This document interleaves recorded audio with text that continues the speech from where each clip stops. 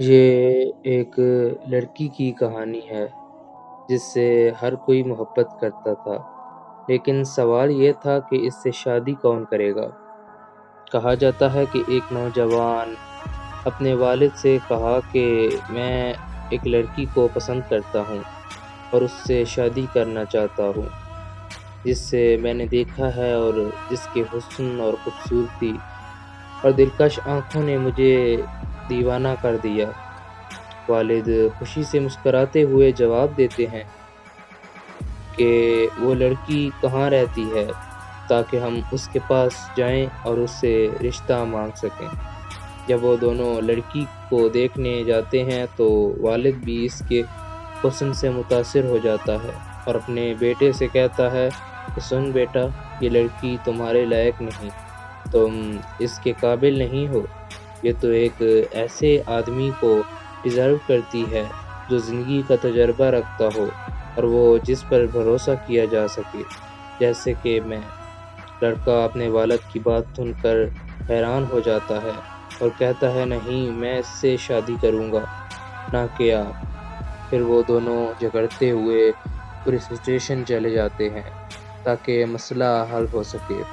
جب انہوں نے پولیس افسر کو اپنی کہانی سنائی تو افسر نے کہا لڑکی کو بلاؤ، ہم اس سے پوچھتے ہیں کہ وہ کس سے محبت کرتی ہے، کس کو پسند کرتی ہے، بیٹے کو یا والد کو۔ جب افسر نے لڑکی کو دیکھا اور اس کے حسن سے متاثر ہوا تو اس نے کہا کہ یہ تم دونوں کے لیے مناسب نہیں، یہ تو میرے جیسے کسی اہم شخص کو ریزرو کرتی ہے۔ اب تینوں میں جھگڑا ہو جاتا ہے اور وہ وزیر کے پاس چلے جاتے ہیں۔ وزیر لڑکی کو دیکھتے ہی کہتا ہے یہ لڑکی تو صرف وزیر کے لیے بنی ہے، یہ صرف وزیر کے لائق ہے جیسے میں ہوں۔ اسی طرح ان میں بھی جھگڑا ہو جاتا ہے اور معاملہ امیر شہر تک پہنچ جاتا ہے۔ جب امیر نے لڑکی کو دیکھا تو اس نے کہا یہ مسئلہ میں حل کرتا ہوں، لڑکی کو لاؤ۔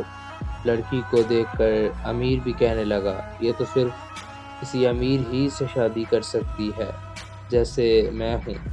پھر سب نے بحث کی تو لڑکی نے کہا میرے پاس ایک حل ہے، میں دوڑوں گی اور تم سب میرے پیچھے دوڑو گے، جو بھی پہلے مجھے پکڑے گا میں اس کی بن جاؤں گی اور اسی سے شادی کروں گی۔ لڑکی دوڑی اور پانچوں یعنی نوجوان، والد، پولیس افسر اور وزیر اور امیر سب اس کے پیچھے دوڑنے لگے۔ اچانک دوڑتے دوڑتے پانچوں ایک گہری کھائی میں گر گئے۔ لڑکی اوپر سے انہیں دیکھ کر کہتی ہے کیا تمہیں معلوم ہے کہ میں کون ہوں؟ میں دنیا ہوں، میں وہ ہوں جس کے پیچھے ہر انسان دوڑتا ہے اور اپنی آخرت اور اپنے دین کو بھول جاتا ہے۔ وہ سب میری تلاش میں لگے رہتے ہیں یہاں تک کہ قبر میں جا کر گرتے ہیں اور پھر بھی مجھے حاصل نہیں کر پاتے۔